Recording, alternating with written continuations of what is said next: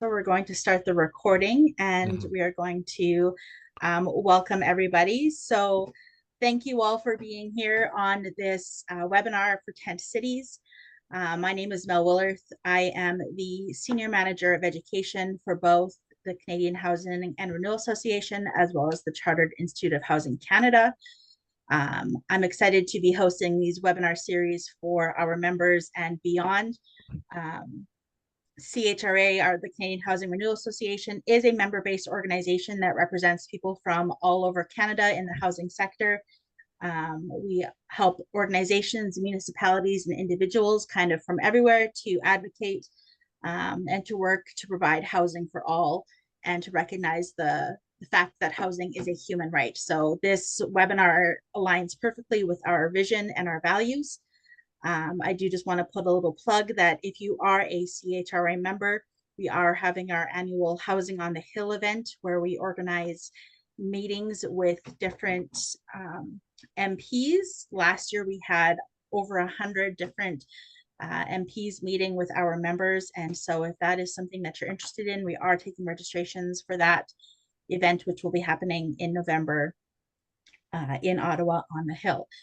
Um, I also just want to take a moment and recognize that um, I am located in what's colonially known as Edmonton. I know so as Damian, and then we've got David joining us from Montreal. But the land, which is Edmonton or Miskwaciwâskahikan, sits on the North Saskatchewan River that runs through it and has been the sites of natural abundance, ceremony and culture, travel and rest, relationship building, making and trading for Indigenous people since time immemorial. We're located here within Treaty 6 territory and within the Métis homelands and the Métis Nation of Alberta Region 4. I'd like to take a moment to just acknowledge this land as the traditional territories of many First Nations, such as the Cree, Dene, Nakota Sioux, Anishinaabe, and Blackfoot. Um, if you would like to, in this moment, put in the chat your own personal land acknowledgement where you're attending from, that would be fantastic. I would love to see where we have people joining us from as our numbers continue to climb in the attendees. Um, I'm going to shortly turn it over to our co-presenters here. We have Damian Collins, who is a professor of human geography at the University of Alberta.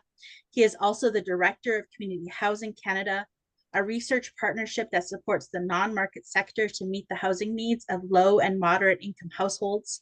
Damian is particularly interested in the role of community housing in helping Canada to realize the human right to adequate housing.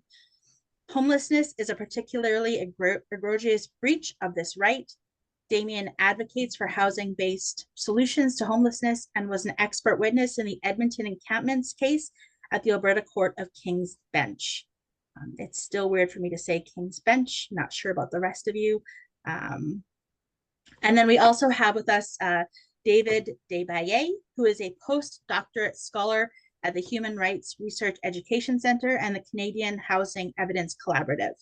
His main areas of research are comparative constitutional law, public policy, housing rights, and human rights law in Canada.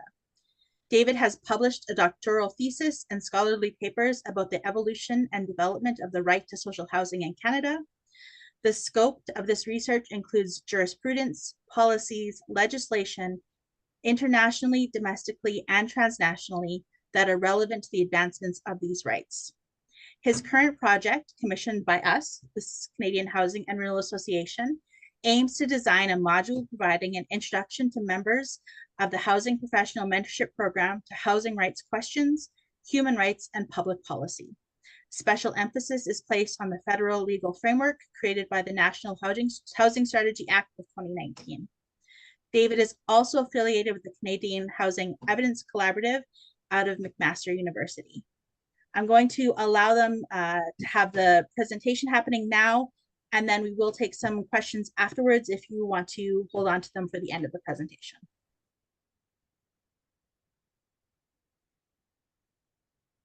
Okay, well, thank you, Mel, for that fantastic introduction. And really happy to be here today speaking about this important issue with my colleague, David. And as you can see, we've kind of the subtitle here, the front line of Canada's homelessness crisis. So I think, we can all agree that tent cities are very much one of the most alarming and concerning manifestations of homelessness in Canada. And I have this fantastic image in the background here from Edmonton around this time last year. I wish I could tell you that I'd taken this photo. In fact, it was taken by a journalist for the Edmonton Journal. But it shows both the problem and the solution in one frame. The problem, the people camped out under tents and tarpaulins as Edmonton's winter approaches. And in the foreground, the fact that this particular lot is owned by the city of Edmonton and is available for sale for the development of affordable housing. And by for sale, they mean for $1. They will essentially give the land to nonprofit housing providers if they are able to develop on that site. And before I go any further, just a brief acknowledgement of the funding that supports my work, the University of Alberta, CMHC, and SSHRC. David, would you like to add anything at this point? Not particularly. I did want to mention, in addition to the land acknowledgement, I'm able to take any questions in French, en français si vous voulez. Je suis très content d'être ici et de représenter l'association. Thank you, David.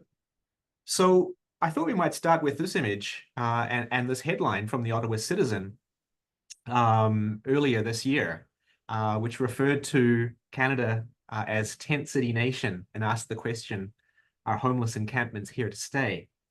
And one of the things I appreciated about this story was that it gave national attention to what is often a local issue. And it highlighted that, in fact, that cities across Canada, large cities, medium-sized cities, small cities are struggling with different manifestations of this issue. And I'm always struck when I travel to other parts of Canada, whether it's London, Ontario, St. John, New Brunswick, just how common these sorts of challenges are. It is truly a national problem, albeit one that we tend to face and engage with at the local level. And so that's the first point I'd like to make here, is that what is the tent city nation? It's the national phenomenon of unsheltered homelessness playing out on the local level. And as soon as we think about what that means, playing out at the local level, we immediately begin to encounter some of the legal frameworks around the issue of unsheltered homelessness and encampments. And almost every municipality of any size has bylaws that prohibit or severely restrict erecting shelters and camping in public space. And really, it's those bylaws that provide the legal foundation for the generally punitive responses that we see in communities across Canada. These bylaws empower police, municipal staff, and private security to clear the encampments and to evict the residents. And I think, that it is helpful to use that word evict, because although we commonly think of evictions of people being removed from rental housing, in fact, very similar dynamics play out when people are removed from their de facto housing that they've established on sidewalks and parks and public spaces throughout cities. And also a reminder that although I think we often like to think of ourselves as a country that is, tries to act in ethical ways and is mindful of the conditions of those in hardship, that in fact, the way that Canadian cities and communities respond to encampments is overwhelmingly punitive in character. So that sets the scene for what I have to caution is a somewhat grim topic. It's confronting, it's disturbing, and I think we can't really shy away from that. So Mel's done a brilliant job of introducing me already. I don't think I need to dwell too much, other than to say that in this photo, I was actually handing out the Merit Award rather than receiving it. But it's always nice to be on the to either end of someone's achievements. So I'll move on quickly, except to say that I know that some people are probably thinking, what is human geography and what does it have to do with homelessness? And I certainly hope they'll be able to answer that question as we proceed today. David. Yeah, hi everyone. Thank you so much for attending this webinar. It's a great pleasure and honor to be discussing my favorite topic with you today.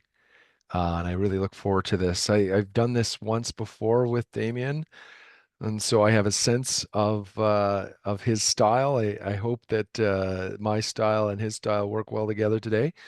Um, but so a little bit about me. I think you know the overall career highlights, but I would just say I'm currently what a friend of mine calls a pracademic, which is a great term. I just learned this the other day, but basically it sums up where I'm at in my career, which is I've got one foot in the academic world and I've got one foot in the applied research world of civil society and organizations, great organizations like the CHRA. And yeah, my key interests as a scholar, but also as a legal consultant. For instance, Mel mentioned the project that we're currently working on is access to housing as a public policy challenge. And my background is in law, so for me, the right to housing is a legal right. It's a question of justiciability, which is something you hear a lot in law schools, but most people don't know what it means. Essentially, we're talking about how do you successfully claim a right to housing using the court system? And in Canada, that usually means the Charter of Rights and Freedoms. Um, and so that's really where my focus is. So I think I'll uh, I'll return to Damien now. Thanks, David. So what we'd like to do today is cover 5 topics. So this is the roadmap for the rest of the conversation. And David and I will kind of be switching on and off between these 5 different topics that we hope to go through today. And the first topic, setting the scene, I'm going to be talking about the way in which encampments are politicized in Canada. I'm going to be showing, or I'll be attempting to show, what is essentially a conservative attack ad. So all going well, fingers crossed that this actually works. But I should caution that the ad is, as is often the case with these topics, is also quite confronting. Nevertheless, it's something that the Conservative Party of Canada has chosen to put into the public domain, and so I think it's certainly valid for us to show it. So I'm going to try and attempt to do that now, and hopefully you can both see and hear this 90-second video.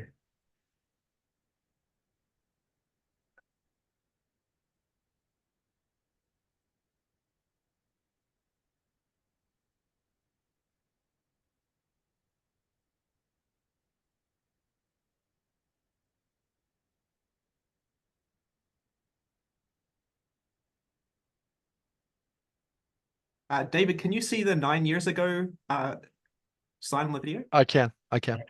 So hopefully, here we go. It's time for a change in this country, my friend. A real change.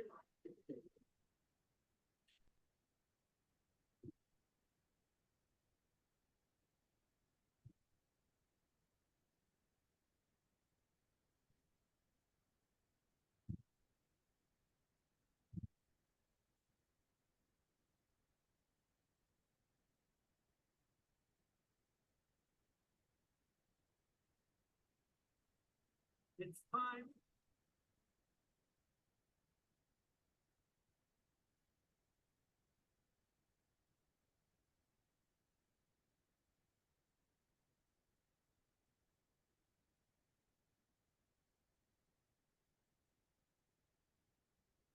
Okay.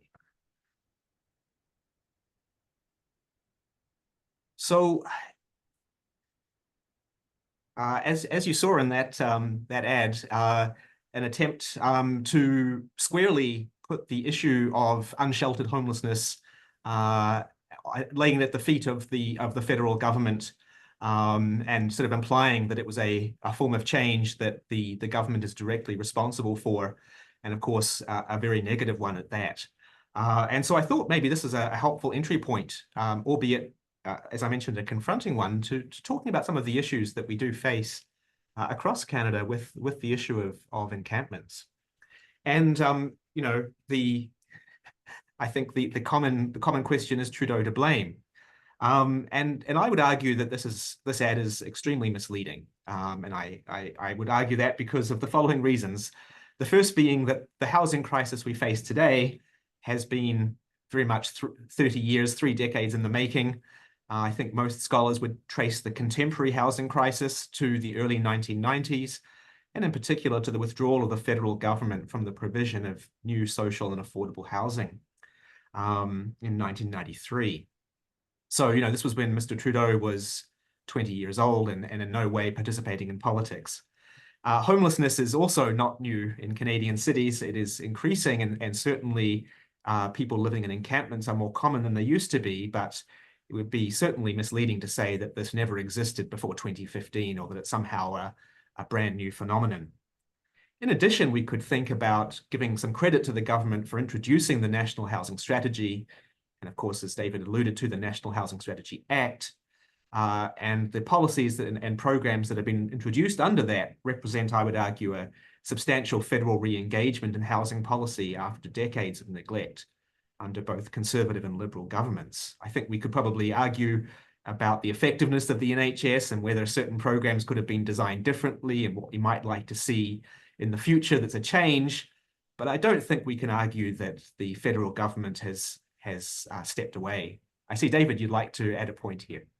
Yeah, I also wanted to say that quite apart from the political controversies and in particular the sort of rewriting of history when it comes to housing policy federally, there's also the sort of blatant exploitation of encampments for political ends. And I actually remember this particular ad coming out, and one of the responses was from the residents of one of the encampments featured in that video. And it was residents were upset that they had been filmed without permission, and that furthermore, there had been no consultation with them, which actually ties into some of the topics we're going to be talking about later in terms of the right to housing, because consultation is really key to understanding how the right to housing works in practice. So we have an example here of someone ignoring the right to housing and the very crass, I would argue, use of these images to score political points. I absolutely agree wholeheartedly, David, and thank you for stepping in there. I think another aspect that we could look at is, in terms of this attempt to assign blame, we need to acknowledge that housing is not the exclusive jurisdiction of the federal government. And in fact, there's kind of 2 different ways we could think about jurisdiction over issues of housing and homelessness in Canada.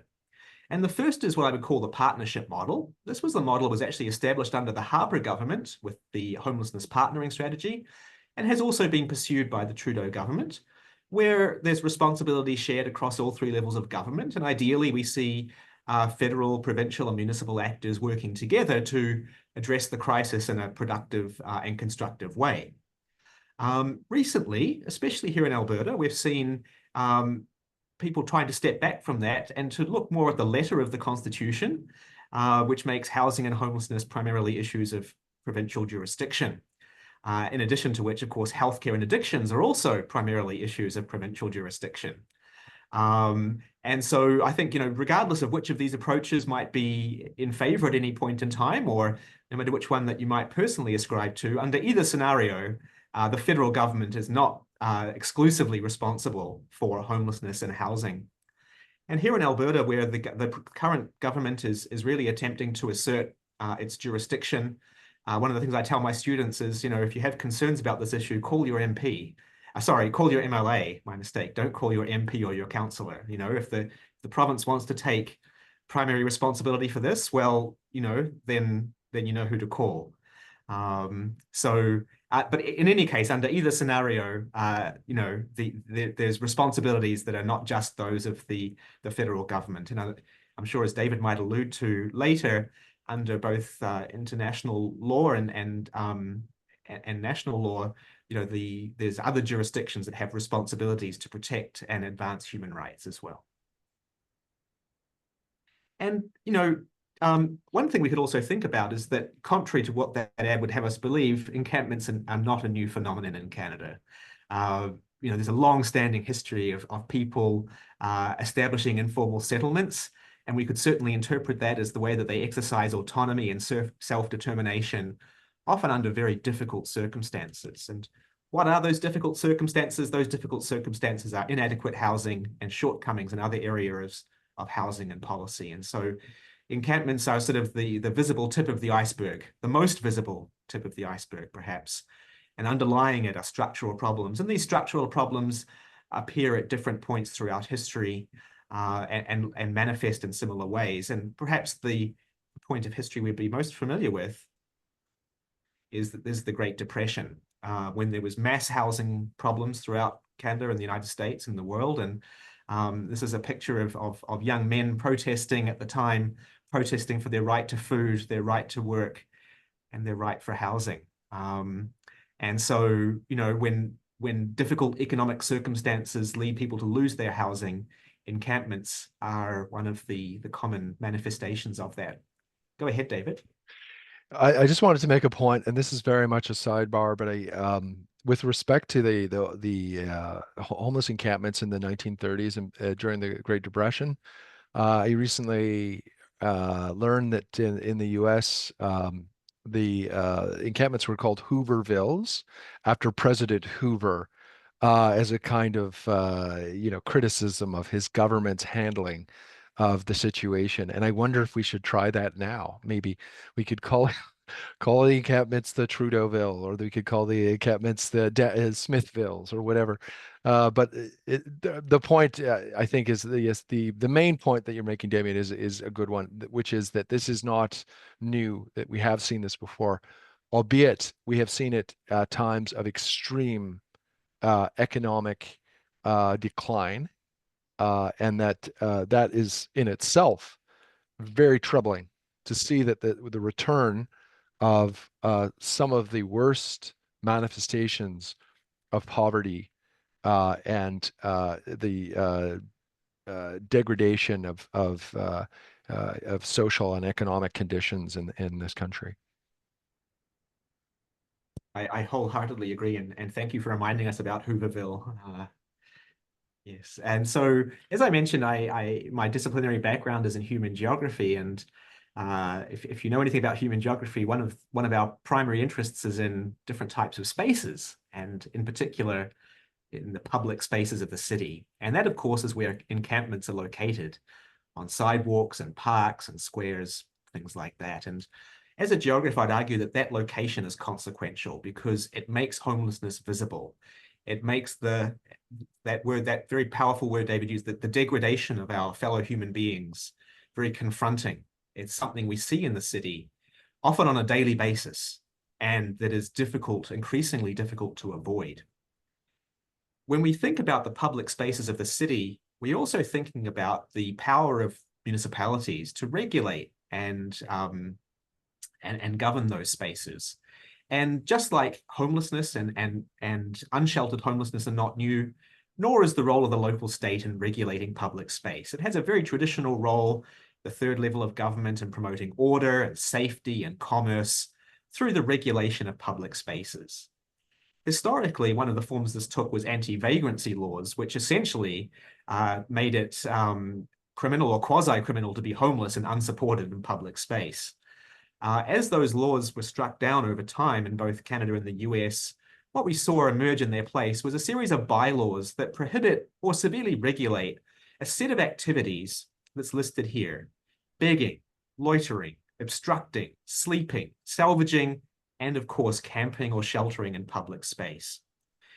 And one of the characteristics of all of those prohibitions is that they target activities that are associated exclusively or almost exclusively with people who are very poor and people who are experiencing either homelessness or a high level of housing vulnerability. So they are, although they work at the level of a space, they have these unequal effects on social groups. They affect people who are homeless, people who need to beg, people who need to sleep in public space in a way that they don't affect myself as a housed person, for example. And, you know, I think one of the values of public space, and when I talk about this with my students, you know, we can think about public space in a very positive, almost celebratory way. Public space is where we encounter other people, where we encounter social difference in the city, where we're exposed to different ideas and different ways of living and just different people. And that's what makes it public, right? However, you know, as part of that public, there's also people who might be seen as unnerving, unpredictable, and disruptive. And these are the others of public space. And those of you who have taken anthropology, sociology, geography, you know, this idea of the other, the threatening other, is a very recurring idea in social science. And just to kind of illustrate this idea, I found a great quote. It's an older quote, and it refers to begging, which has also been historically a real target of municipal regulation, occasionally provincial as well. And it kind of points out that, you know, the sorts of fears and concerns that are associated with this form of difference in public space. So I'll just read this one out. The beggar has always been an ambiguous figure, an ascetic pilgrim or a lawless wanderer, a deserving object of pity or an undeserving scrounger, a hapless victim of welfare retrenchment or a venal representative of an emergent underclass. And I think many of these dynamics also apply to people who are living unsheltered in public spaces, to the residents of encampments. There's that moral ambiguity, and as a society, we struggle to grapple with who these folks are and how we should appropriately respond. And again, these are very long-standing ideas. What we're seeing is this kind of a contemporary manifestation of some very long-standing tensions around public space and representations of otherness, and in particular, that visible poverty. And yet I would also argue that public space is valuable precisely because it does force us to acknowledge poverty. It does make things visible in a way that private spaces don't. And I'd be remiss not to conclude this section with a quote, a famous quote from the philosopher Anatole France. The law in its majestic equality forbids the rich as well as the poor to sleep under bridges, to beg in the streets, and to steal bread. And so on the face of it, the law is equal, right? It applies to everyone. But in practice, it has these inequitable effects. These laws that prohibit sleeping and camping and begging, in practice, only affect the most marginal members of our society. David, would you like to add anything before I go on to the next section? Yeah, this is a great quote, and I'm glad you included it. Actually, this one is in my doctoral thesis, and I think it really illustrates that dichotomy between negative and positive rights. And so on the one hand, we have equality, what we call formal equality in legal circles, which is a kind of thing that prevents others from, protects your property, what you own, and prevents others from stealing or trespassing, for example.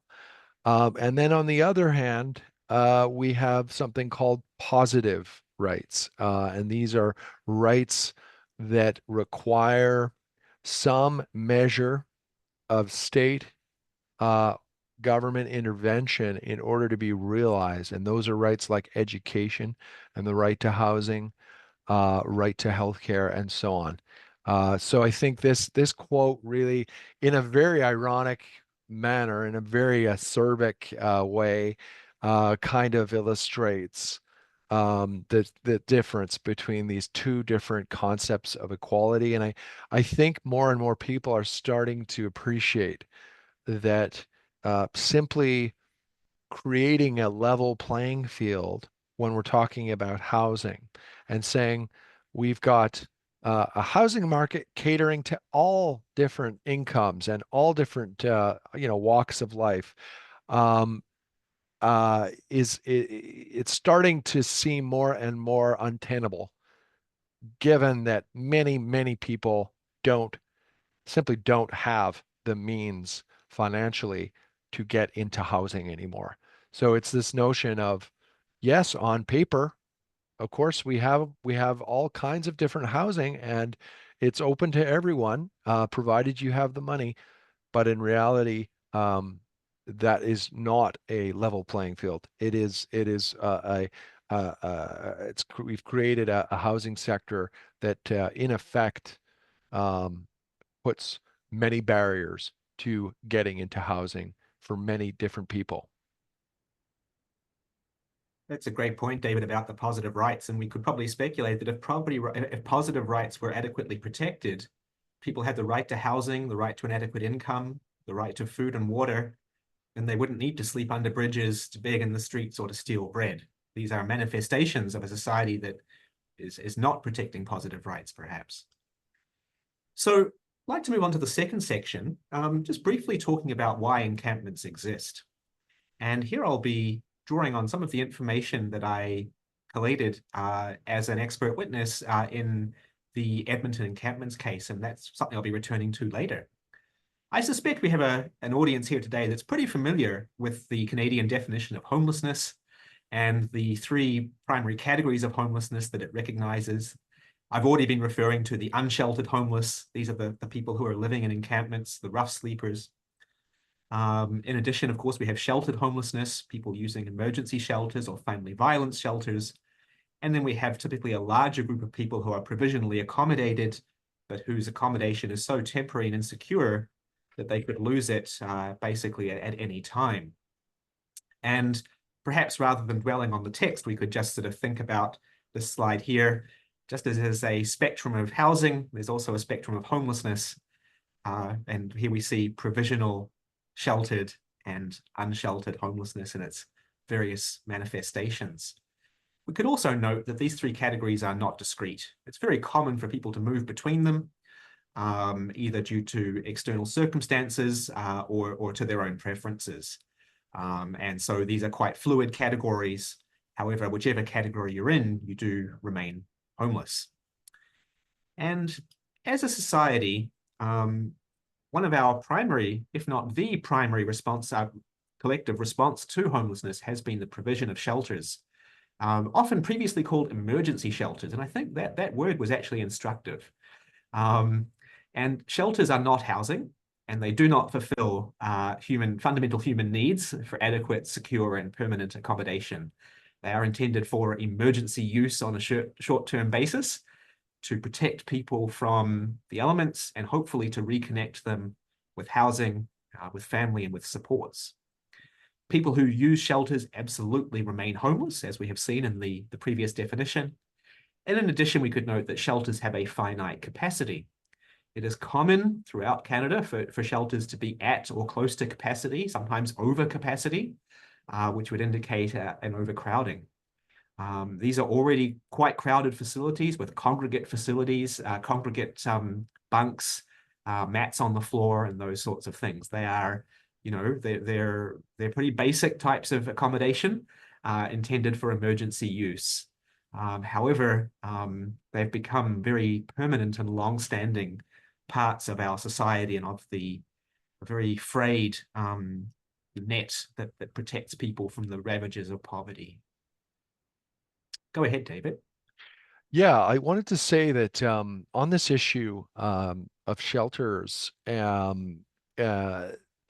people sometimes ask about municipalities and what they can do to promote the right to housing. And I would say that one of the dimensions of homelessness where municipalities actually do have some power and some resources that they can apply to the situation is in zoning laws with respect to shelters, is in granting permits for the construction of more shelter capacity in municipalities.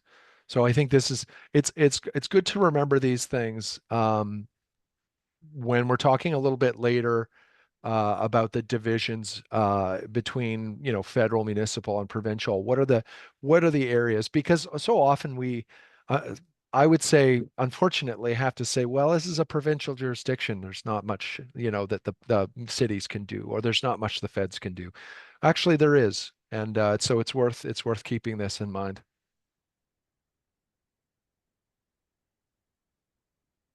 Point well made. Thank you, David. And so here we get to the question of people who are experiencing homelessness might find themselves with what I'll call, very much in quotation marks, a choice, a limited choice, typically under dire circumstances, between staying in shelters or camping outdoors. And there's pretty strong evidence, I would say very strong evidence really, that people are quite thoughtful about that decision. They make a rational choice under the circumstances in which they face, and they exercise agency in choosing whether to use a shelter or to camp, and then depending on which one of those paths they've chosen on, where they will go and how they will live. People also report avoiding shelters, even when space is available, due to negative and discouraging experiences. And one of the things I was asked to do in my expert testimony was to summarize for the court the sorts of reasons that people give for choosing not to use a shelter, even if space is available. And on the next slide, the list of reasons was quite long, so I'll just give you a top 10. Not to overwhelm you with details, but rather to highlight that based on people's lived experiences of shelters, there are many reasons why some people might choose not to stay in a shelter. And for them, that camping in public space is perceived as a better option. And here you can see, quite a long list of different reasons reported pretty consistently across North America, both Canadian and US studies. We could certainly add more, but these are, I would say, probably the 10 most commonly cited reasons why people choose to avoid shelters. And, when we start to think about, a hypothetical homeless person who has to make this choice about where they're going to stay, they don't have a home, they've got these pretty limited options in front of them. We are actually thinking about someone as a human being who's exercising agency. And as David alluded to, that's also a human being who has human rights, right? So, and who should be consulted, and whose needs and whose experiences should be taken seriously. And certainly there's some really solid research that does that and that points out the limitations of the shelter system. It is not a panacea for those people experiencing homelessness, which is not to say that people who work in shelters don't try very hard to create good experiences, or that the organizations aren't acting in a to the best of their ability, but rather the shelter system, the shelter model itself, has some fundamental limitations. David. Yeah, I just wanted to add to that this list is actually, I would say, quite comprehensive. But in addition, that more and more we're seeing in court decisions, and I saw that we had a participant from Prince George. There's a case called Stewart versus the city of Prince George, where the judge actually considers some of the systemic issues, these issues that we see here on this list, in terms of deciding whether an eviction was legitimate and whether it was constitutional. And in that case, it's a very complex case, but to put it very simply, the judge did decide that these barriers for unhoused people do constitute a violation of charter rights. So that's an important point, David. And so what we can say is that even if, in a very quantitative sense, there is space available in a shelter, there is a free bed or a free bunk, it doesn't mean that these are practically accessible for real human beings. And then if we kind of look at the other side of the coin, there's also some good evidence about why people choose to camp from a more positive perspective, because of the benefits it offers under those circumstances. So many of these benefits are sort of the flip side of the barriers we looked at on the previous slide, right? So in public space, you have greater autonomy and lower risk versus living in a shelter. But beyond that, we see that some, but by no means all, but some people living in encampments report a sense of stability and well-being because they're able to occupy these sites, for the medium term, perhaps. A provisional sense of community that can gather amongst campers, in part because they're able to choose their neighbors, more so than they would be able to do in a shelter environment. And especially with camps that are sustained over weeks or months, over time, they can establish some on-site resources and support. So the word community here is chosen intentionally, that there is a sense of community, albeit, I probably sound like a stuck record, but, I don't want to have rose-tinted glasses here. These are difficult, often dire circumstances. But having said that, acknowledging the agency of the people involved, that they say that this is or can be a better option, and one of the reasons for that is the sense of community that they can report. And so under these circumstances, when we're thinking about people experiencing homelessness as rights holders, as people with agency, it's a strategy or a constrained choice that they might make. And yet, of course, it's when that strategy is chosen by people, when they're making the choice to camp, or at least they find themselves camping in public space, of course, they then run into these bylaws that prohibit this. And that then provides the avenue for the local state to respond, right? And it often looks like this in the Edmonton context, right? So we have law enforcement confronting and ultimately evicting the campers and removing the camp, and empowered by the bylaws that say that this is not a permitted activity in public space. And I would argue that the intended effect of this is effectively to force people into shelters, right? We're saying that this is not a legitimate way to live, and that you must, if you're experiencing homelessness, you must use a shelter. You have no claim to live in public space. So with that context completed, I'm going to hand over to David to talk about the human rights dimensions of encampments. Okay. Yeah. Thanks, Damian. And I see some chat, some very lively chat actually, in particular about that last example that you provided, Damian, of the encampment eviction, and how traumatic that can be. And I do see some people who have some firsthand knowledge of that experience. So I'm here to talk to you about the intersection between international and Canadian human rights law when it comes to the issue of encampments, and in particular when it comes to the issue of evictions. This is, as Damian pointed out earlier, this is not a new phenomenon. However, the matters really came to a head during the COVID pandemic in many ways. And that was the context for this document that you see in front of you right now, the National Protocol on Homeless Encampments in Canada, which was authored by Leilani Farha. Many of you probably already know Leilani, the human rights lawyer who was the United Nations Special Rapporteur for housing for about 5 years, and also instrumental in advancing the national housing strategy, and continues to do amazing work as the head of The Shift, which is her organization that promotes the right to housing around the world. And this protocol that she co-authored with Caitlin Schwan was created to provide the governments in Canada with a framework on how to use a human rights-based approach. And I want you to take note of that. That's something we're going to hear a lot about, the human rights-based approach. And specifically, what is the human rights-based approach when we're dealing with encampments?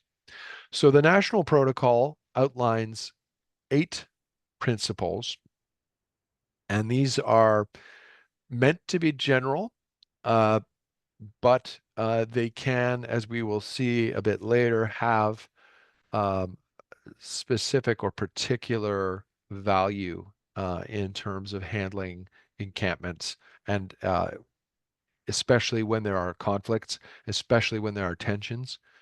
These are principles that can be applied, particularly by authorities who are faced with these challenges. So, number one, we have recognizing residents of homeless encampments as rights holders. So, the HRBA approach, the human rights-based approach, always starts from the premise that each and every one of us is a rights holder. Number two, a meaningful engagement, effective participation of homeless encampment residents. So I mentioned earlier, even when it comes to something like advertising, or not advertising, sorry, when it comes to documenting, reporting, when it comes to using the image of encampments to, as we saw earlier, make a political point. Meaningful engagement and participation is we respect the voice of the people who we are, whose story is being told. Uh, Number three, uh, prohibiting forced evictions of homeless encampments. This is something that you find in all international law.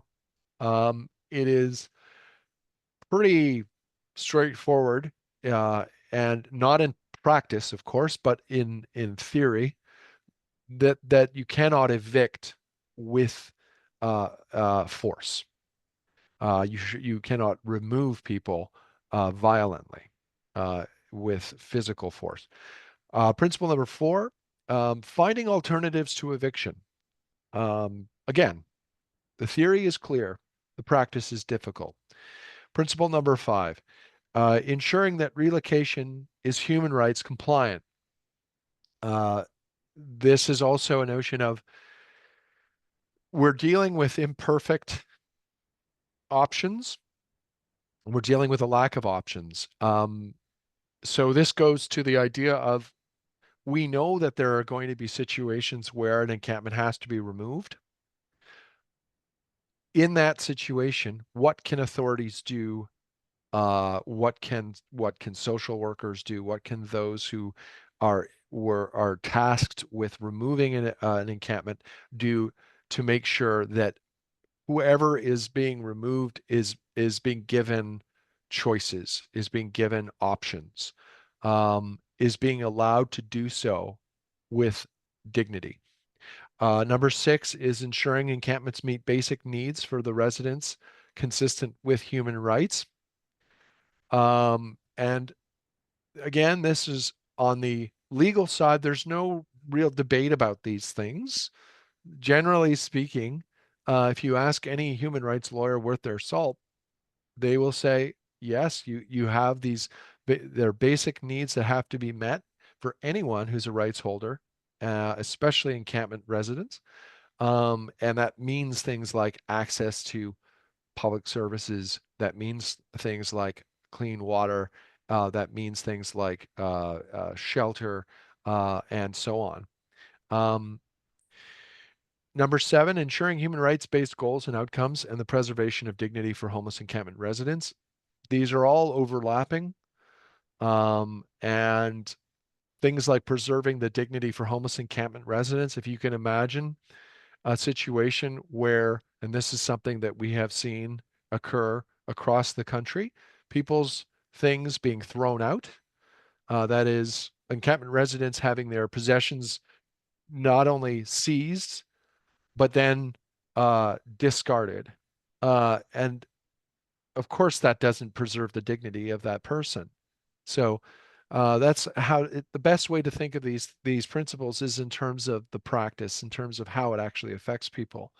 And finally, respecting, protecting, fulfilling the distinct rights of Indigenous peoples in homeless encampments.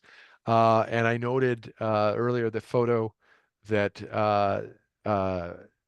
Damian shared, that one of the residents, one of the activists, was wearing, or rather, had a flag, had the Mohawk flag, the Ganyangaega, a warrior flag. Well, it won't surprise anyone here that there is a disproportionate number of Indigenous folks in these encampments, and that it is a particular concern. And the way that these evictions are handled, there's a particular concern that it actually provokes a certain kind of trauma that many Indigenous folks have from a history of being evicted from their land. So that's a very important point. Now, if we go to the federal context, and that's really the area I want to focus on, because my recent work was mostly at the Office for the Federal Housing Advocate. And in particular, I was lucky to write and contribute to the Encampments report. That's a report. I will put that in the chat for you later. That's a report that came out last February. And I don't know, Damian, if you could put that up. Oh yeah, you already have. Perfect. So yeah, so this is an encampment that was the result, or rather, this was a report that was the result of a systemic review that had been carried out based on the advocate's mandate. As some of you may know, Canada has a federal housing advocate. Marie-Josée Houle is her name, and she has been in office since 2000, and I believe it was 2021 when she started to work. And she has, in that period of time, she has put out a number of reports. One of them was about encampments. This came out last year. Now, the advocate called on the federal government to establish a national encampment response plan by August 31st of this year. As we now know, this recommendation was not followed. But the reason that it's still valuable as a guide is that the plan does have what it calls to action, and these are developed in the report, and they address all the governments in Canada, but especially the government in Ottawa, because the mandate of the advocate is as a federal agent, and therefore these calls to action, in my view, are still invaluable as yardsticks that can be used for measuring the progress that we're making in our communities on realizing the rights of encampment residents. So these calls of actions have been developed as a result of extensive consultation with encampment residents, and I think you won't be surprised to hear that that was first and foremost the goal of this report, was to do the research in collaboration with the communities that we were writing about, meeting with community organizations, municipalities as well. I'm afraid that no provinces, no provincial authorities, provincial officials were willing to meet with us. Make of that what you will. But we did have a lot of cooperation at the community level and even at the municipal level. Now, in that encampments report, you will find 5 categories of calls to action, and those categories are the following. There's provincial, territorial, municipal governments that the advocate says need to commit to a human rights-based approach to address the needs of encampment residents. What this means in the context of the report is looking at, for example, provincial and territorial human rights codes, ensuring explicit prohibition of discrimination based on social condition. And when I say that, I'm talking about housing discrimination primarily, but it could also be in the private sector. It could be in services, in public services as well. But basically, there are jurisdictions, New Brunswick, for example, that already prohibit discrimination on the basis of being homeless. And we, or rather, the advocate's office was promoting the idea that this is something that should be followed across the country. Number 2, the second category, take immediate action to respect, protect human rights and dignity of all people living in encampments and reduce the risk they face. So again, when we consulted with encampment residents, we identified the needs that they had. We heard countless times what their needs were, and many of them complained about a lack of essential facilities, services, clean drinking water, sanitation, cooking, waste collection, and so on. Number 3, implementing immediate measures to address the root causes of encampments and provide access to adequate housing. This is something that we're already seeing, actually, because I mean, this is not we can't give credit to the advocate for this, but uh, the idea of waiving development and other municipal fees. Damien mentioned earlier, I believe, that there was the picture of the affordable housing available for sale. This is that idea, basically. Provincial, municipal housing providers saying if you're able to provide the expertise, you've got a plan for housing, we will find ways to reduce the costs for you to develop housing.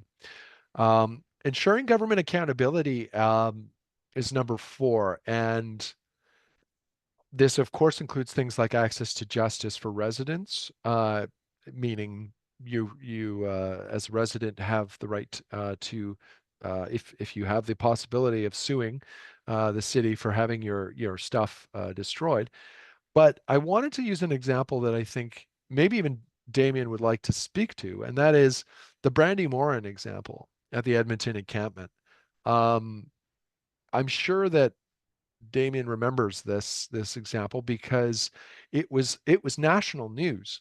It was a journalist, accredited journalist, working for Ricochet Media, which is an organization based here in Montreal, doing an investigative report at the homeless encampment, an Indigenous journalist, I might add, being arrested by the Edmonton police uh, for obstruction of justice. I can't remember exactly, but we're talking about something pretty absurd, considering that this was a journalist who was just doing their job and was denied access, not only denied access to the encampment, but it was then arrested and charged. The charges were dropped only after a massive national uproar because you can imagine in the journalistic community that there was an outrage and rightfully so. Damien, do you remember this case? Oh, absolutely. Yeah. You've covered it well, David. But that also goes to this principle of accountability. So accountability is much broader than I should be able to get an answer from my MLA when I'm angry about this issue. Accountability is also freedom of press. It's also transparency. It's also the ability of civil society to hold governments to account when there are uh, serious disagreements about policy, and in particular, when there are issues of human rights violations. So that's, I think, really key, is that we're talking about something that's quite broad, actually. It's not simply, when most of us think of accountability, it's sort of, oh, I guess I get to vote, or I get to, I send a letter to the MNA, and that's my idea of holding them to account. This is something that actually is much broader. 5. Again, this is similar to what we saw in the national protocol. The idea of respecting the rights of Indigenous peoples who happen to live in encampments. And that can take many different forms. And one of the things that I think is really neat and relatively new in terms of research is the idea of, when we collect data, when we analyze homelessness data, and we're working with Indigenous people, um, there has to be a framework for respecting Indigenous data. Uh, and there are concepts, there are frameworks that exist already. Um, for example, there's something called the OCAP model, which is the First Nations Ownership, Control, Access, and Possession model. So these are all areas that um, you can see there's some progress being made. Um, and it's critical because, the ways that we've done this in the past, the way that we've studied these issues in the past, have to some extent reproduced colonial models. And that's very problematic.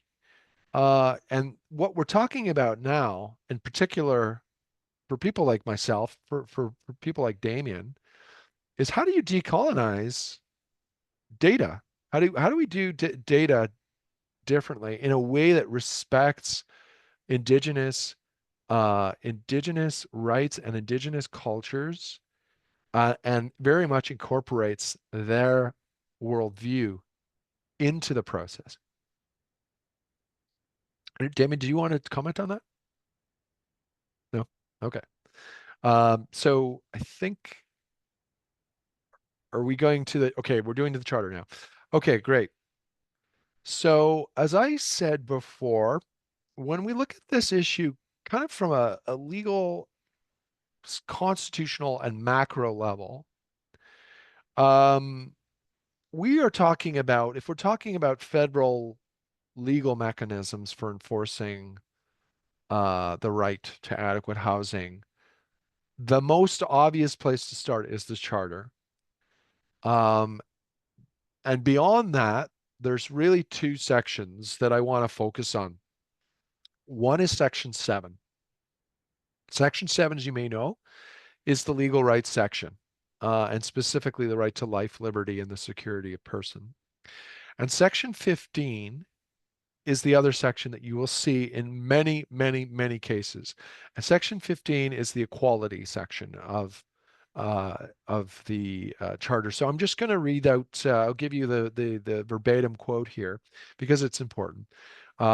So what Section 15, Article 1 says is every individual is equal before and under the law. They have the right to equal protection, equal benefit of the law without discrimination, particular without discrimination based on race, nationality or ethnic origin, color, religion, sex, age, mental or physical disability.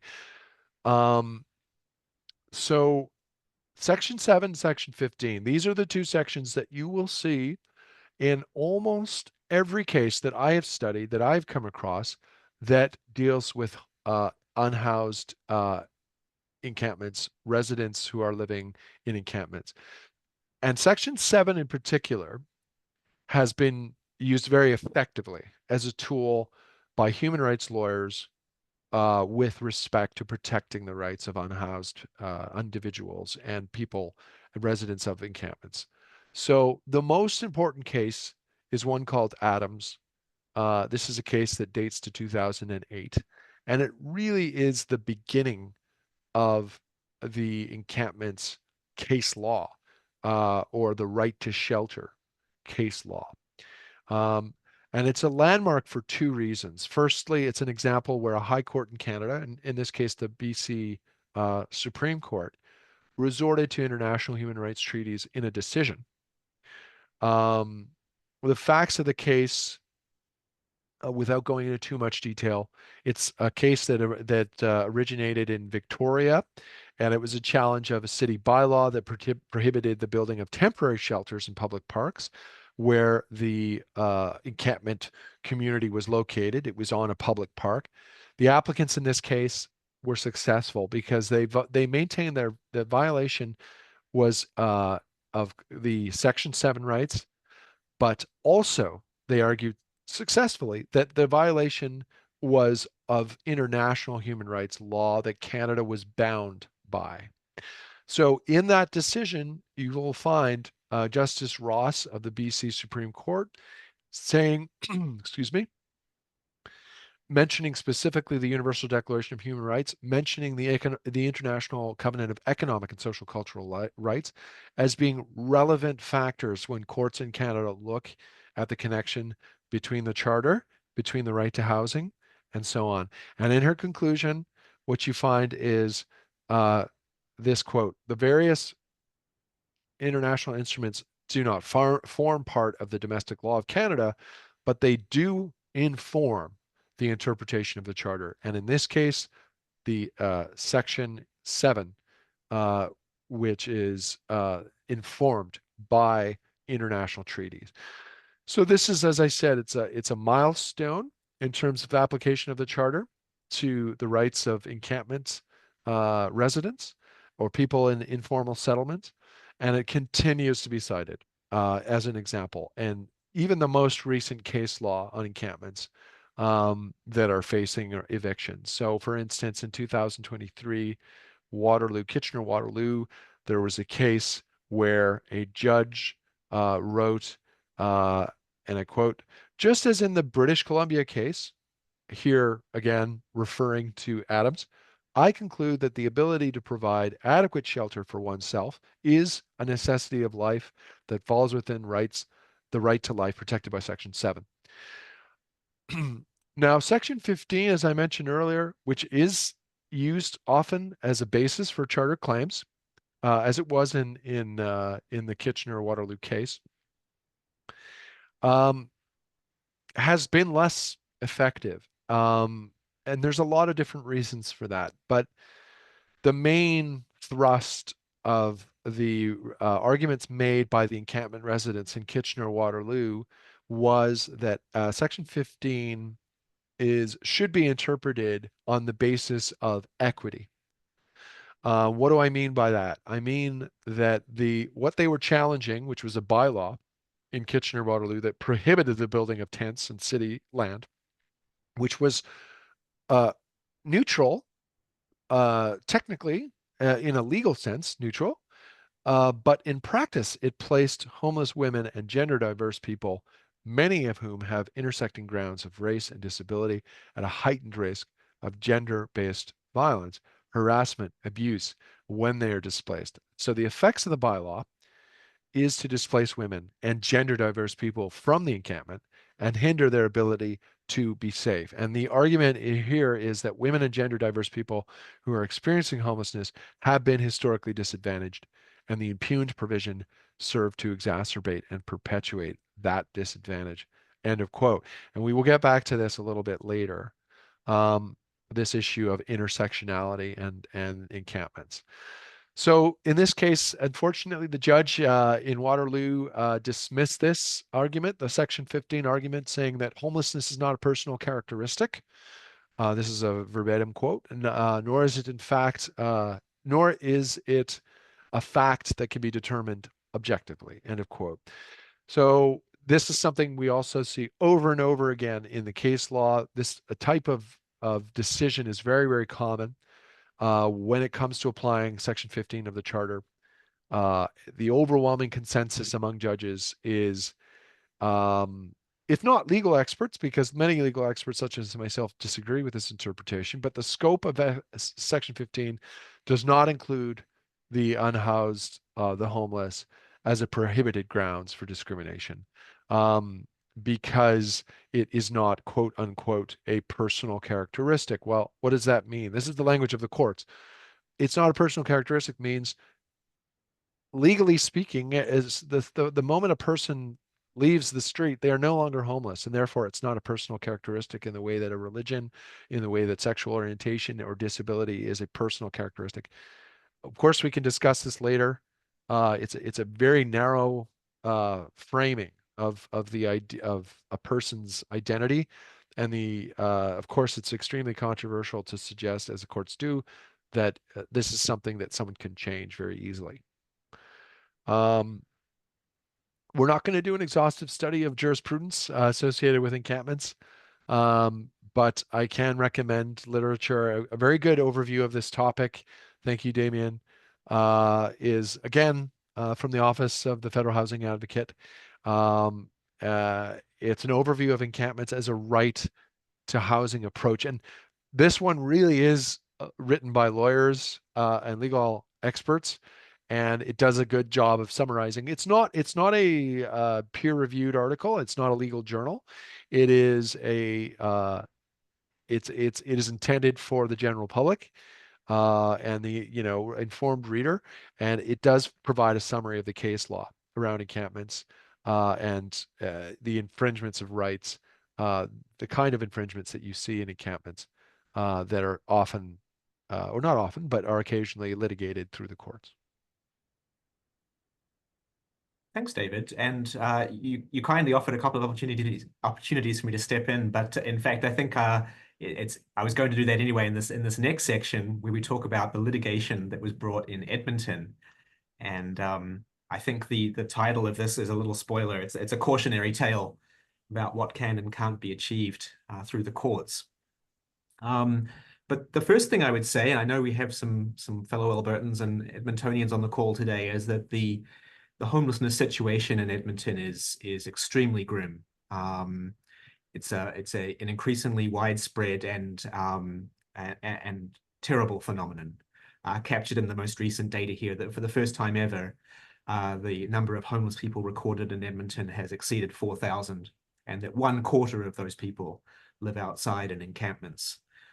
Encampments are extremely common throughout the city, and are almost an unavoidable sight as one goes about one's daily life. And in fact, here we see the evidence, that especially in the downtown, in the river valley, in the ravine system, that there are encampments large and small, varying between a single tent that's perhaps up for 1 or 2 nights, and more semi-permanent communities consisting of 20, 30, 40 tents and perhaps double as many people. And as we've covered, this does run into this is prohibited under the City of Edmonton's bylaw, a very common type of bylaw, almost ubiquitous across Canada, that says that this is not an appropriate use of public space. That, of course, empowers the police, and David alluded to the violence that can be associated with police action, and I saw several people in the comments were reflecting on that as well.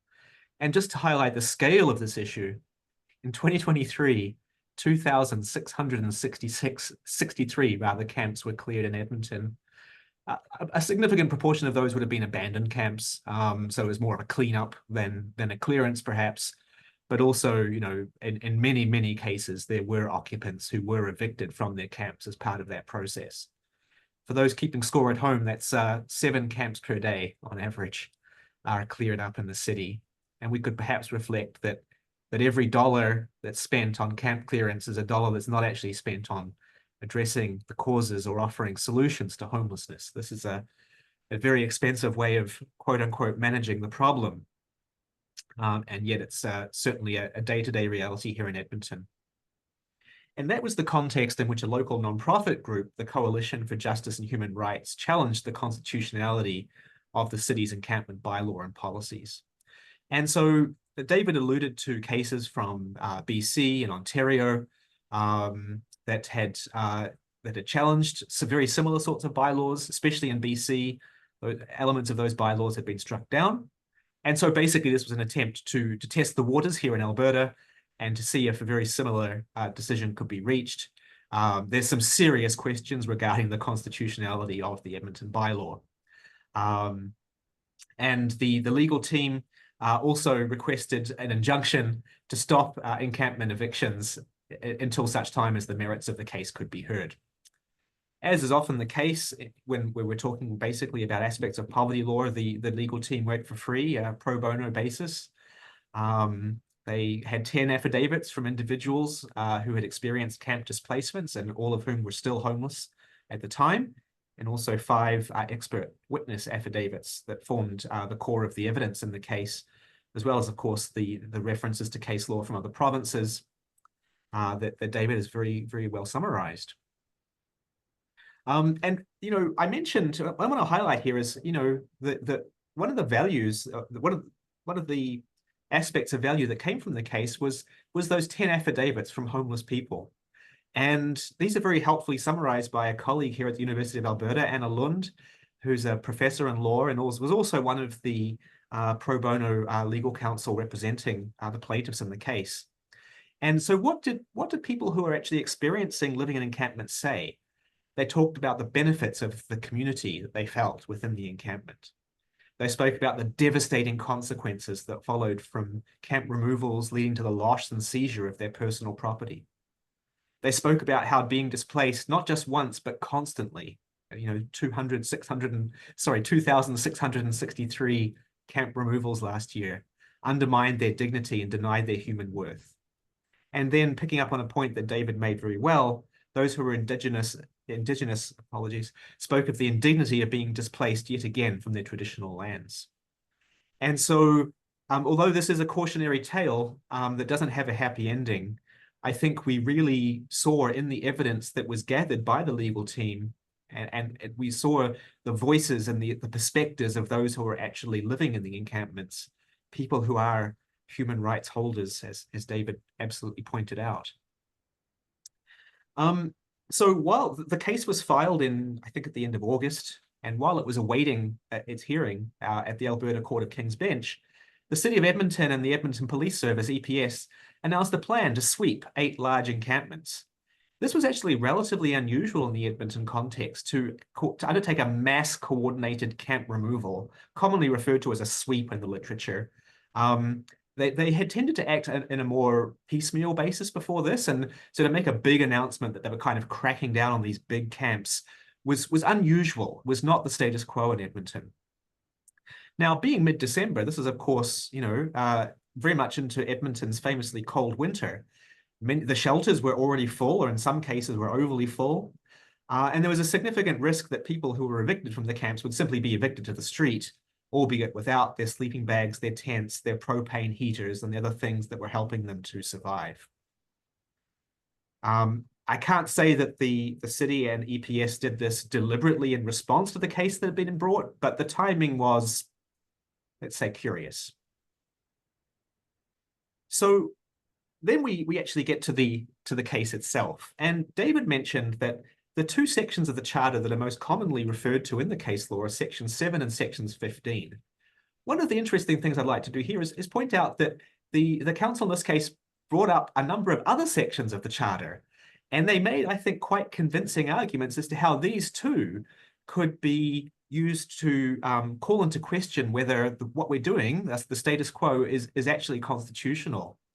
So, we all have these fundamental freedoms under Section 2, to freedom of association and peaceful assembly.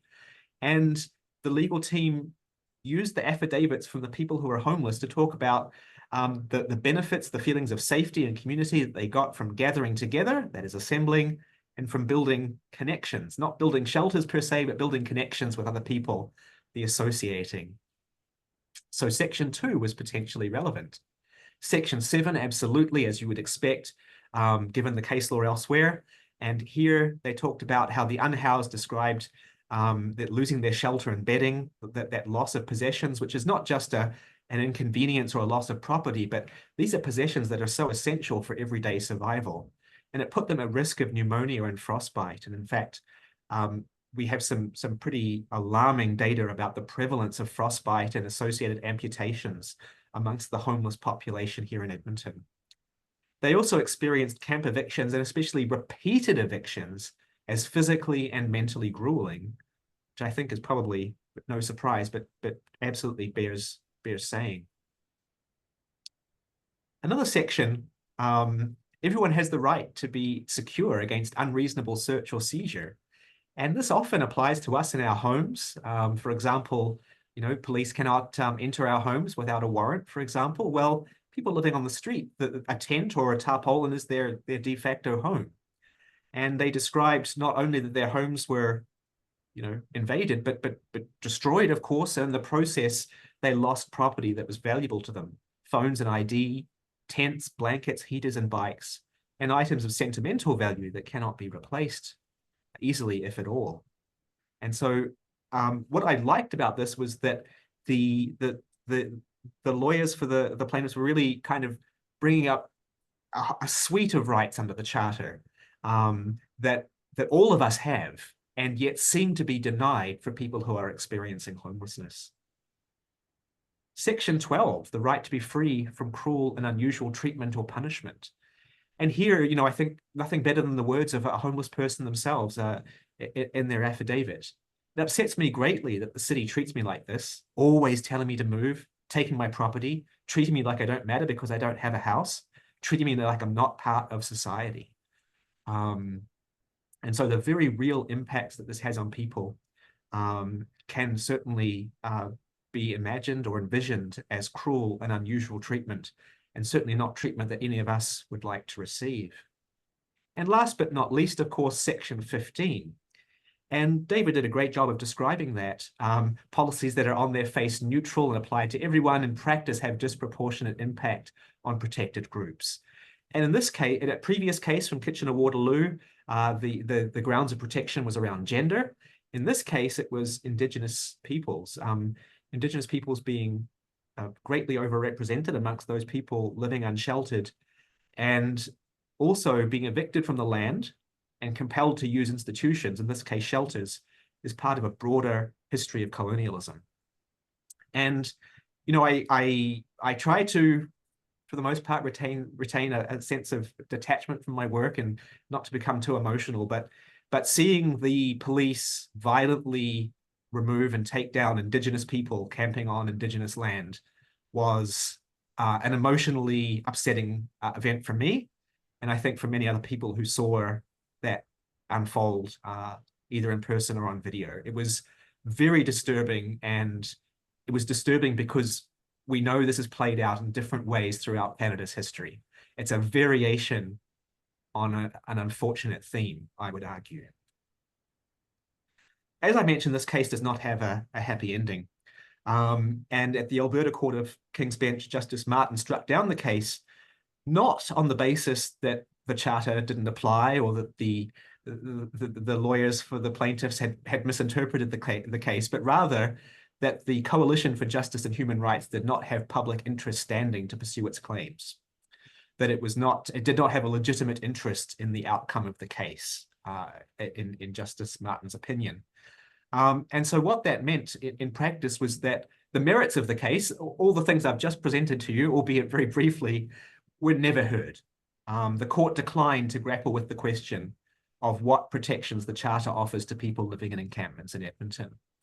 Even though I think that if that had been heard, there was a very good chance that aspects of the city's bylaw or its policies would have been found in breach of the Charter, most likely Section 7, but potentially some of the other sections that were brought up as well. So on a rather technical, narrow grounds, the merits of the case were never heard or decided. And here I see a legal scholar. David, please go ahead. Yeah. I'm going to try and restrain myself to a very brief reaction to what you just said, but I can say that very, very common argument used by government lawyers in these types of cases is what you call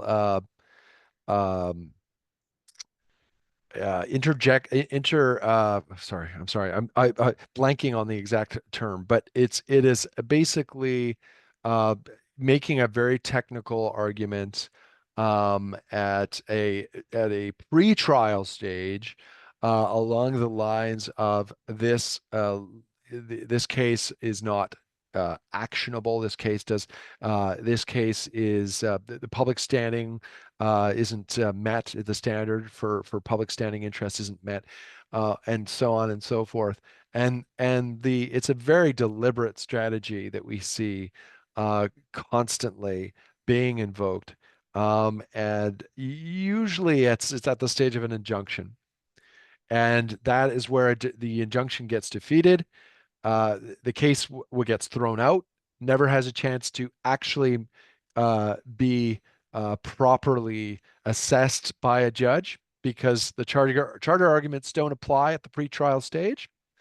If the case doesn't move forward, there's no need to address the human rights violations. So this is extremely common, and it's really a very sad example of the way that I feel the legal system can be twisted for the the purposes of shutting down these types of cases. And in fact, David, that's word for word what happened. I watched the case unfold and listened to the arguments being made, and indeed those were the arguments that the city's lawyers made successfully. The city of Edmonton itself had declared a housing and homelessness emergency at the same time as its lawyers successfully argued that this case should not actually be heard on its merits. And David, in his previous section, highlighting some very useful resources for us, one of the authors who appeared on several of those resources was Caitlin Schwann, and she was also an expert witness in this case. And the city's lawyers actually challenged her standing as an expert witness on the grounds, I'll paraphrase, that she was too outspoken in her support for housing as a human right, and she was, not to be. She was an advocate rather than a serious expert witness. Yeah, there was a little bit of skullduggery going on in my non-lawyer's opinion. But perhaps I can quote a lawyer, and a legal scholar, Anna Lund, who I've mentioned previously, wrote a fantastic paper about this, which she shared with me. And this is the conclusion, and I shared it with David, and he thought it was really brilliant as well. The Charter means little if it does not extend its protections to marginalized peoples facing serious perils as the result of state conduct.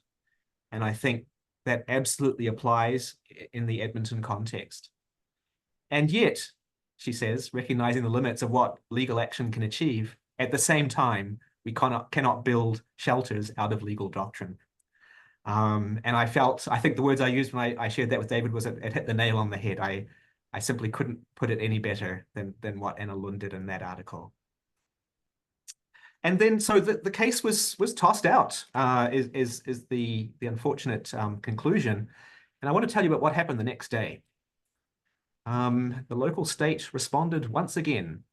Here's the headline from the Journal: Edmonton police escalating teardown of homeless encampments as the province of Alberta launches city reception centre. So here we have the chief, and in the background, the provincial minister of housing at this press conference where they announced a zero tolerance policy for encampments in the city and a promise to move forward with closing them, closing being a little bit of a euphemism, at an accelerated pace.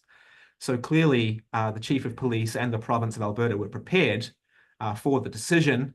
And in the event that the case didn't go ahead, or the event that the justice upheld the bylaw, they were prepared to use that as an opportunity to announce a much more punitive approach than had even applied previously, and really stepping up enforcement and arguing that encampments had no place in the city and were a completely illegitimate and unwelcome and unsafe form of residing in the city of Edmonton. So that's the rather, well, depending on your perspective, grim conclusion to that particular case. But nevertheless, I think one that was instructive, one that I became very invested in, and one that, if nothing else, recorded the voices and the experiences of people who are most affected by these sorts of policies. So in the remaining time before we have questions, perhaps 5-10 minutes or so, David's going to give us some thoughts on the road ahead. Yeah, thanks, Damian. And hopefully end things on a slightly more positive a note. I don't want everyone to despair. There is lots of good news, and there's things that are happening that I think we can all get behind.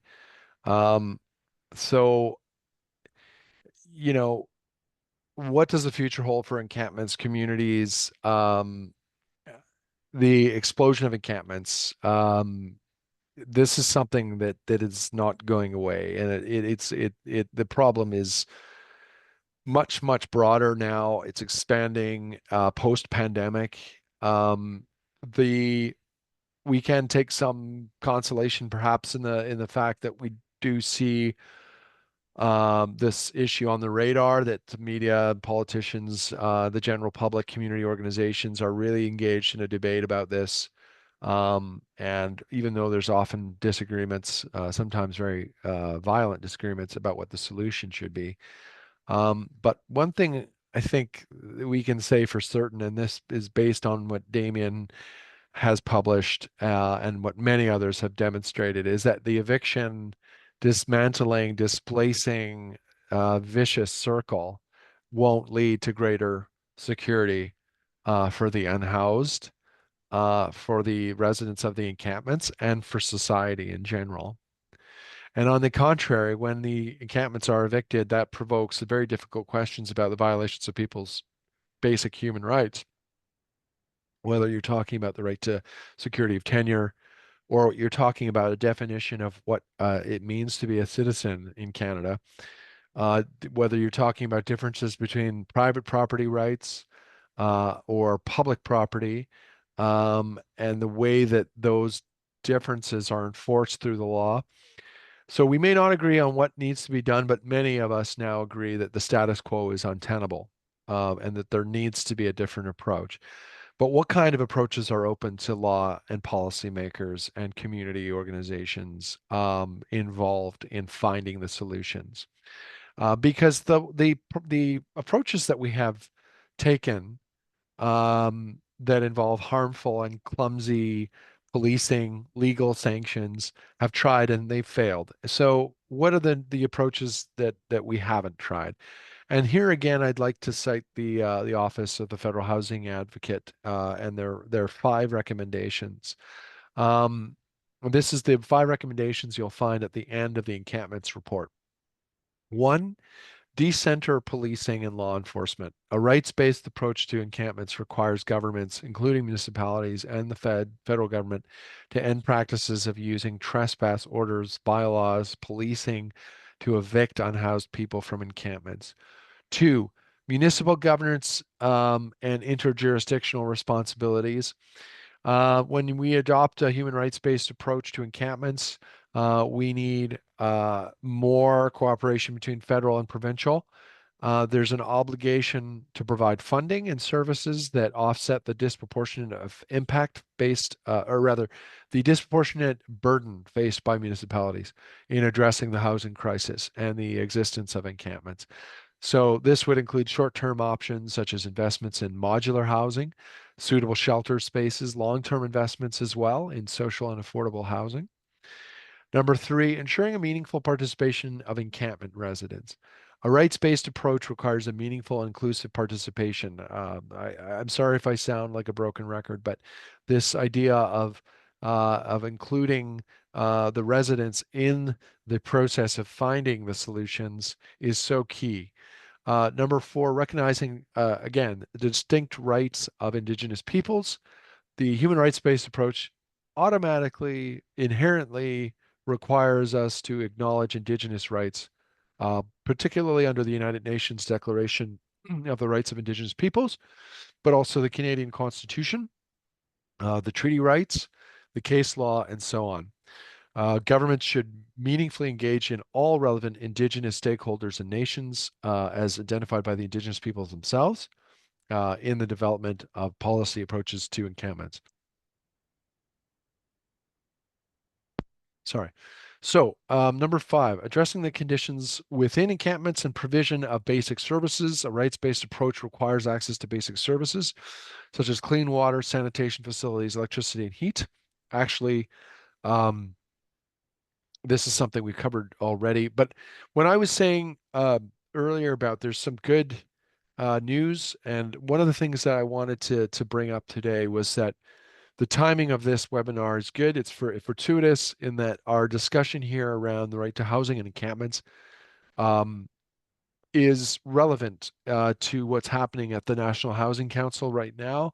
The National Housing Council is the federal body mandated by the NHSA to deal with systemic housing rights issues in Canada.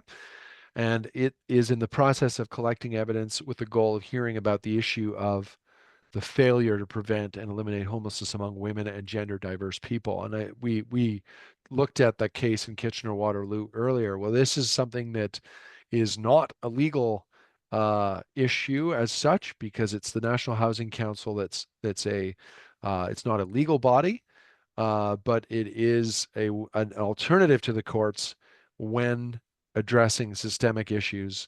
And there is no date for this hearing as yet.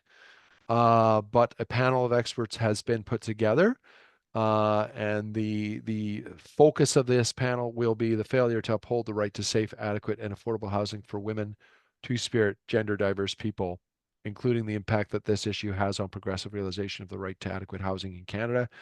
Why progressive realization of the right to adequate housing? Because that's the language of the Act, of the federal law that enshrines the right to housing. The actions and inactions of the Government of Canada is another issue that will be focused on. The way that there have been not just policies that have harmed, but a failure to adopt policies and programs and invest resources in helping those who are most victimized in the housing crisis. And finally, this being a federal body, the focus is always going to be on what parliaments can do. what Ottawa can do to progressively realize the right to adequate housing. So this is a great example of right to housing in action. And I hope that everyone here will have a chance to follow the review panel's progress.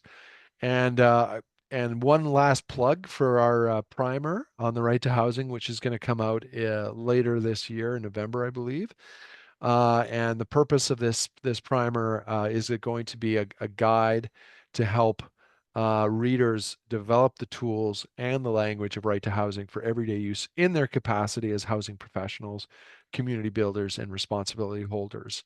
And in the guide, we will talk about fundamentals of right to housing, the links between housing policies and the right to housing, the housing and homelessness crisis in Canada, the value of right to housing as a lens for better understanding the unique challenges in housing and homelessness, and improving design and application for community housing models and best practices in the right to housing throughout the community housing sector. So that's my plug. I think maybe this would be a good time to take some questions. I don't know about you, Damian. Are you ready to open the floor? Sure am. Thank you both so much. And that great discussion and conversation. Definitely a lot to think about. And you can tell that because of the questions that are in the question box. So now's a great time. If you have questions, throw them into the box. We'll get to as many as we can, and in the time that we have left. So if we don't get to yours, we apologize. We'll try to get to as many as we can. So one of the questions here says, clarifying the legal subtleties is crucial. However, I think we need a more sophisticated approach than merely identifying what is obviously factually incorrect and or obscured. We're working in the space within and between discourse, ideology, and symbolism, which are dominated by the mainstream media systems. Are there any thoughts on interventions into what is another space in the current quote-unquote culture wars? They're not easy questions, I'm telling you. Yeah. I think I'll take a crack. I'll take a crack at that. I think the first part of that question, I think, is absolutely right. To identify that the courts have failed, mostly have failed, to address this issue correctly, to look at this issue comprehensively and to take into account some of the more thorny sort of economic, social, and cultural factors that really contribute to homelessness. And that's where I think it's time to consider and not to abandon the courts, because of course there's always going to be need for immediate sort of legal resources and legal actions to stop the most obvious, most egregious examples of human rights violations. But at the same time, the Federal Housing Advocate and others are promoting the alternative to the courts, at least on the public side, which is to create a space where systemic issues can really be discussed and unpacked, in a meaningful way through a dialogue with people who are really on the front lines, trying to give them a chance to participate in that dialogue, which will not result, obviously, in more money, and will not necessarily provide sort of a silver bullet kind of solutions, but it will at least identify some of the systemic violations of housing rights that we see, and hopefully put a little bit more pressure and get these ideas out there into the mainstream. Thank you, Dave. I just add a brief note. I heard that the term culture war was mentioned there, and I think that's actually accurate too. I think there is that homeless people, especially those unsheltered folks, have been caught up in a culture war around cities in particular. And I kind of refer back to that quote that I had about the ambiguous figure of the beggar, right? So how do we make sense of people, of this issue culturally? And there can be very competing understandings of what this issue is, what the causes are, and what the effects are. And unfortunately, then people who are experiencing homelessness become kind of rhetorical devices in a wider culture war. Thank you both. Another great question here, someone who's new to the housing sector wants to know and hear from us about whether the accountability bodies like the National Housing Council, the Federal Housing Advocate, et cetera, have actual power, or if their recommendations can be ignored. They mentioned that the passing of the August deadline to create a federal encampments response plan is concerning, as a citizen is hopeful that we will see real changes, and is wondering if there's a way to hold the government accountable for negligence in addressing the housing crisis across BC. Can you sue governments, for example? What can people do? Yeah, great question. That's definitely in my wheelhouse. Thank you for that. Is it Kelly? Thank you for that question. So I don't know what Damian thinks about this, or Mel, but I would say that having seen sort of what's going on at the federal level, from the perspective of the advocate, I think we were very aware of the limits really of our powers, in terms of enforcing the National Housing Act, the National Housing Strategy Act. The power is really one of influence, of persuasion, of pressure, of using media and other avenues to kind of as leverage to try and push governments and also federal, public service and so on towards implementing the right to housing. There is, but as you rightly pointed out, the deadline was ignored completely. There are a few other mechanisms that are that have very specific timeframes. For instance, a report from the issued by the National Housing Council or issued by the Federal Housing Advocate has to be tabled in Parliament. There has to be a response from the housing minister within, I think it's 130 days under the Act. So there's a few things that are sort of hard, if you will, ish tools that the advocate can use, that the National Housing Council can use. But these are not courts. These are not even quasi-judicial. They're not even legal administrative bodies that are mandated to hear disputes and impose remedies. So there are limits. Absolutely. And I would just add to that, and I think it's probably pretty clear at this point that, we might be able to achieve some small victories in the courts rather, but in the end, those victories don't build homes, and they don't make homes accessible either. That's those sorts of systematic changes that we need to see are largely beyond the purview of the courts. So we need to be kind of realistic about what we can and can't achieve.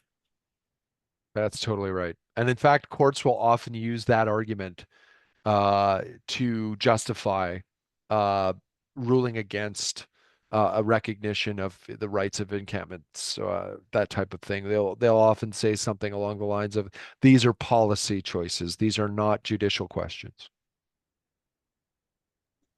Thank you. Another question here. As you both already mentioned, the federal government removing itself from subsidized housing has a major impact in the housing crisis. I'm curious, however, to hear your thoughts about how the impact of neoliberalism and Thatcherism that was so prevalent at the time has had a lasting impact. They see a connection with the current financialization of housing and the legacy of aggressive capitalism, making units that would be attainable to lower mid-earners now unattainable. So how do we hold the private sector accountable to the right of housing?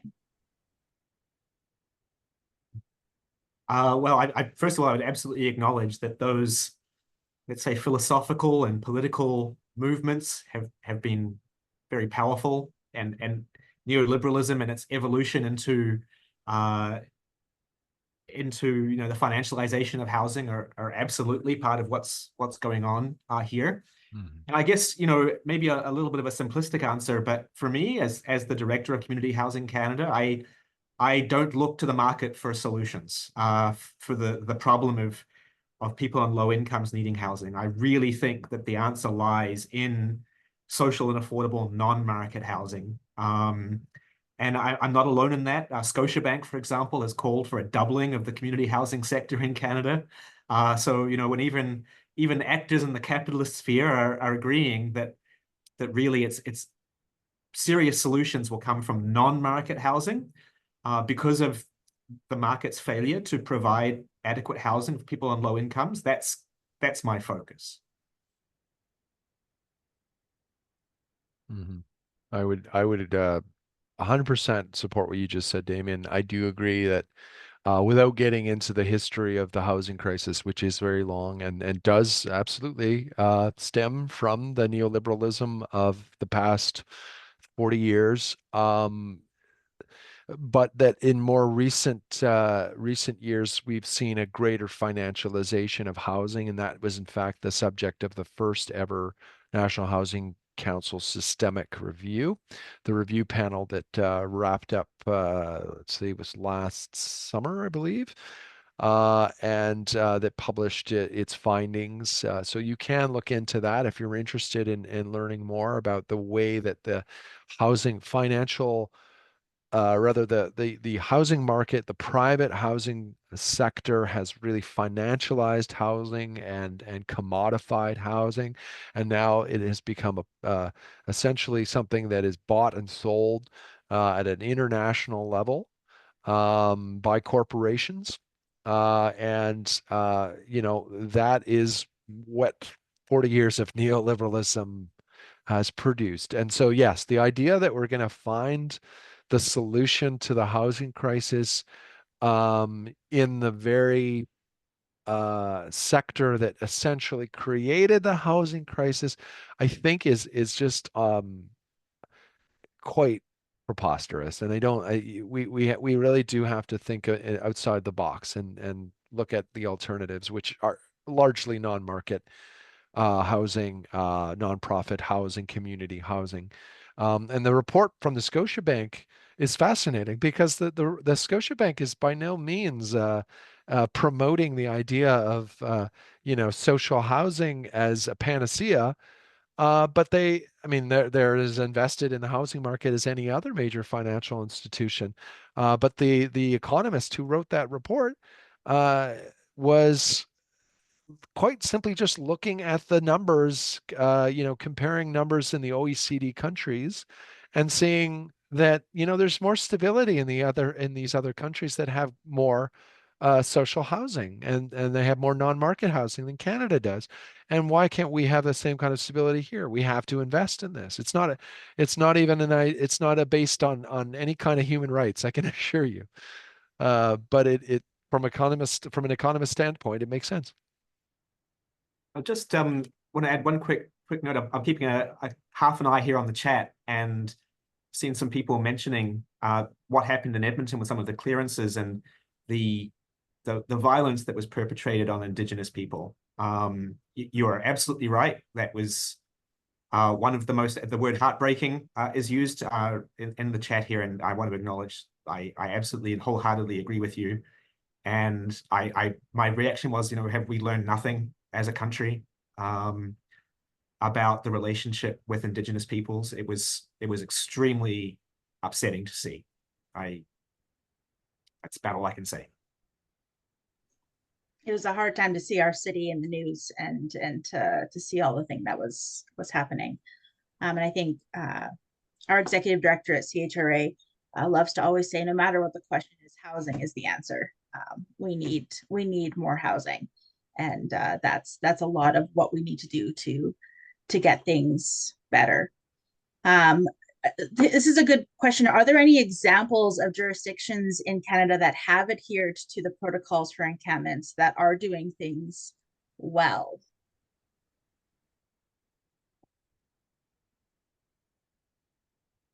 David, I might have to ask you. I honestly don't think so. I haven't seen it. I've seen examples of there's, you know, better or worse treatments of encampments. There's degrees of enforcement. There is occasionally you'll see, you know, measures taken that do consult with the residents. I mean, there was an example, I think, in I'm trying to remember if it was Kingston, where there was a, you know, you could see a very concerted effort made by the municipality to try and at least consider the point of view of the residents. But honestly, on the whole, no, I don't think there are any examples where the protocols were followed. Yeah, I think looking at the questions that remain and the time that remains, a lot of the questions that are asking how do we change things, how do we fix things, what can be done, and I think that we've tried to give some tools here. We're going to disseminate the webinar and the information that's going to come from David about the right to housing. The answer is we cannot be quiet about this. We know that there are places in the world where these problems have been solved, or where they're doing a whole lot more to do them. We know that in Finland, for example, they have effectively eradicated poverty-based homelessness with their housing first model. So we have places we can look to, we have letters we can write, we have questions we can ask. And I think that the important thing is that we never stop asking the questions, and we continually try to learn and educate ourselves, and let these hard things become fodder for discussion until we don't have them anymore. Are there any final questions or comments either of you would like to say before we end today? That was really a great closing statement. I don't think I don't think we need to add on that. I can't elaborate. I don't know about you, Damian. It was perfect. Excellent. Thank you again both so much for your time. Thank you all for attending and for your thought-provoking conversations. Thank you all for continuing to fight for the right to housing for all and to raise this issue in your groups, and for volunteering and for working with the marginalized populations, and just continuing wherever you can. We will see you all in another webinar. Thanks, everybody. Thanks, everyone. Thank you very much.